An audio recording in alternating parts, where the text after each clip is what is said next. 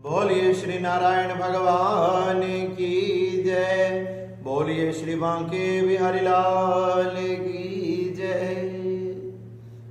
मैं विशाल शर्मा आप सबके सामने आज हम बड़ी ही सुंदर भगवान की सबसे हृदय के निकट प्रिय श्री एकादशी की कथा कहने जा रहे हैं, जो भगवान की सबसे प्रिय है तथा एकादशी का व्रत करने वाला भगवान के एकदम निकट जाकर निवास करता है। सुंदर श्रावण मास के शुक्ल पक्ष की पुत्रदा नाम की एकादशी, जो एकादशी बड़ी महान तथा पवित्र है। एक समय राजा युधिष्ठिर भगवान श्री कृष्ण के समीप जाकर बोले कि हे भगवान कृष्ण, आपके चरणों में मेरा प्रणाम है। आज मैं आपसे श्रावण मास के शुक्ल पक्ष की एकादशी के बारे में जानना चाहता हूँ। आपने बड़ी ही सुंदर श्रावण मास की कृष्ण पक्ष की एकादशी की कथा सुनाई। आज मैं आपके चरणों में प्रणाम करके नमस्कार करके श्रावण मास के शुक्ल पक्ष की एकादशी के बारे में जानना चाहता हूँ। आप कृपया करके उसका क्या नाम है तथा उसकी क्या विधि है, मुझ पर कृपा करके बताइए। भगवान श्री कृष्ण बड़े ही प्रसन्न हुए तथा कहने लगे कि हे राजन युधिष्ठिर, आपने बड़ा ही सुंदर प्रश्न किया है। ये आपके ही नहीं, जगत के कल्याण के लिए सर्वश्रेष्ठ प्रश्न है। आज मैं तुमसे प्रेमवश होकर ये सुंदर एकादशी की कथा सुनाता हूँ। आप ध्यान से सुने। प्राचीन समय की बात है। एक समय जब इस पृथ्वी पर जो महिष्मती नाम की नगरी थी, महिष्मती नाम की नगरी के राजा का नाम महजिद था। वह बड़ा ही प्रतापी राजा था, धर्म का पालन करने वाला तथा समस्त प्रजा की रक्षा करने वाला। इस प्रकार उसे राज्य करते हुए बहुत समय व्यतीत हो गया। जब बहुत समय व्यतीत हो गया राज्य करते हुए राजा को, तो उसकी वृद्धा अवस्था निकट आने लगी। जैसे ही अपने आप को वृद्ध होते हुए देखा, राजा को चिंता सताने लगी, क्योंकि राजा के यहाँ किसी प्रकार की कोई कमी नहीं थी, लेकिन राजा के राज्य को आगे चलाने वाला पुत्र नहीं था।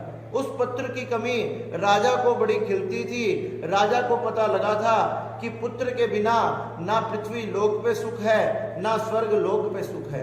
पुत्र के बिना ना इस लोक में गति मिलती, ना उस लोक में गति मिलती, तथा हमारे इस राज्य को आगे कौन संभालेगा। इस प्रकार की राजा को चिंता सताने लगी। राजा बड़ा चिंतित रहने लगा। एक दिन जब राजा अपने राज सिंहासन पर बैठे थे, समस्त प्रजा ने, मंत्रियों ने राजा से प्रश्न किया कि हे राजन, आपके दुखी होने का कारण क्या है।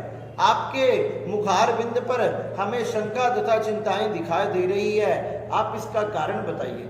तो राजा कहने लगे कि मेरी चिंता का कारण एक ही है। मुझे यही चिंता सता रही है कि जब से मैंने जन्म लिया है, जब से मैं बड़ा हुआ हूं, मैं राजा बना हूं, आज तक मैंने कोई भी पाप कर्म नहीं किया। सभी प्रकार के पुण्यों को, सभी प्रकार के धर्म कार्यों को करा, फिर भी मेरे कोई संतान नहीं है। यहाँ तक कि मैंने संतान प्राप्ति के लिए अनेक से उपाय किए, फिर भी मेरे यहाँ कोई संतान नहीं हुई। प्रजा ये जानकर बड़ी ही चिंता हुई कि राजा हमारी चिंता में है, हमने राजा की चिंता को दूर करना चाहिए, हमने कोई ना कोई उपाय करना चाहिए। जब सारी प्रजा ने आपस में बातचीत की, तो वो कहने लगे कि हमने वन में चलकर राजा के लिए तपस्या करनी चाहिए। भगवान प्रसन्न होकर हमें वरदान प्रदान करेंगे तथा हम राजा के पुत्र की कामना करेंगे। इस प्रकार से समस्त प्रजा आज वन की तरफ चलने लगी। जैसे ही वन की तरफ चलने लगी, भगवान की प्रेरणा से सबकी नजर उस वन के अंदर एक कुटिया पर पड़ी, जो कुटिया बड़ी ही सुंदर सी आश्रम चमक रहा था। जब वो सब प्रजा आश्रम के निकट गए, उस आश्रम के अंदर लोमश ऋषि बैठे थे। लोमश ऋषि जो महान तेजस्वी तथा प्रतापी थे, जिनका तेज चारों दिशाओं में फैलता था। लोमश ऋषि के दर्शन कर कर सब प्रसन्न हो गए, चरणों में प्रणाम किया। मुनि ने आने का कारण पूछा कि हे प्रजा, आज आप सब वन में क्यों आए हो? आप निसंकोच होकर मुझे कहो, मैं तुम्हारी सभी अभिलाषाएं पूरी करूंगा, क्योंकि संत महात्माओं का तो जन्म ही लोगों पर परोपकार करने के लिए होता है। समस्त प्रजा कहने लगी कि राजन, हे हमारा जो राजा है, हे ब्राह्मण देवता, हे लोमश ऋषि, उसका नाम महजित है। उसके पास सभी प्रकार के सुख है, लेकिन उसे पुत्र सुख नहीं प्राप्त हुआ। उसको पुत्र सुख की प्राप्ति के लिए ही हम इस वन में तपस्या करने आए थे, वन में तप करने आए थे। लेकिन देखो भगवान की कितनी कृपा है, आज आपके दर्शन हो गए। और संतों के दर्शन कभी भी व्यर्थ नहीं जाते। तो हे राजा, हे ऋषि, हे महात्मा, आप कृपया करके बताइए कि हम ऐसा कौन सा उपाय करें। हमारे राजा से ऐसा कौन सा कर्म हुआ है जिससे उन्हें पुत्र की प्राप्ति नहीं हुई। लोमश ऋषि ने राजा का नाम लेकर नेत्र बंद करके ध्यान लगाया तथा ध्यान लगाकर देखा, और लोमश ऋषि कहने लगे कि हे प्रजा, तुम्हारे राजा ने इस जन्म में बड़े पुण्य किए हैं, लेकिन पिछले जन्म में तुम्हारा राजा एक वेश्या था तथा बड़ा क्रूर था। वह एक राज्य से दूसरे राज्य में व्यापार करने के लिए जाता था। एक दिन ज्येष्ठ मास के शुक्ल पक्ष की द्वादशी के दिन जब वो व्यापार करने जा रहा था, उसको बड़ी जोर से प्यास लगी। उसकी देह से पसीना टपक रहा था। उसने अपनी आंखों के सामने एक सुंदर जलाशय को देखा जो चारों तरफ से जल से भरा हुआ तथा चारों तरफ से सुंदर वृक्षों से, फूलों से, फलों से सजा हुआ था। राजा ने सोचा कि अब मैंने यहाँ जाकर जल पीना चाहिए। वो जल पाने करने के लिए वहां गया तो उसकी आंखों के सामने एक ब्याई हुई गऊ अपने बछड़े के साथ पानी पी रही थी। उस ब्याई हुई गऊ को पीते हुए पानी से उसने हटा दिया तथा गौ माता को हटा के खुद पानी पिया। इसी पाप के कारण उसके इस जन्म में पुत्र की प्राप्ति नहीं हुई, क्योंकि इतना बड़ा इसने पाप किया है। समस्त प्रजा कहने लगी कि हे महात्मा, हमने यही सुना है कि पुण्यों के प्रभाव से पाप को काटा जा सकता है, पाप को नष्ट किया जा सकता है। महात्मा कहने लगे कि आपने सही किया, सुना है। तो प्रजा कहने लगी, आप ऐसा ही कोई सुंदर उपदेश दीजिए जिससे हमारा तथा हमारे राजा का कल्याण हो। तो लोमश ऋषि कहने लगे कि समस्त प्रजा ध्यान से सुनो। श्रावण मास के शुक्ल पक्ष की एकादशी बड़ी ही पवित्र तथा बड़ी ही पावन है। उस एकादशी का नाम ही पुत्रदा एकादशी है। अगर तुम सारी प्रजा श्रावण मास के शुक्ल पक्ष की एकादशी का व्रत करते हो तथा उस व्रत को करके उसका संपूर्ण फल अपने राजा को प्रदान करते हो, तो निश्चित ही भगवान शंकर तथा नारायण की कृपा से राजा के संतान हो जाएगी। सब प्रजा सुनकर बड़ी प्रसन्न हुई। ऋषि के चरणों में प्रणाम कर कर सब अपने राज्य में लौट गए।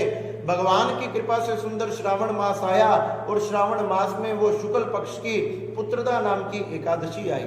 सबने विधि विधान से नियम लेकर सबने इस व्रत को किया तथा दूसरे दिन द्वादशी को संकल्प करके अपने महिजित नाम के राजा को इसका संपूर्ण फल दे दिया तथा पारण किया।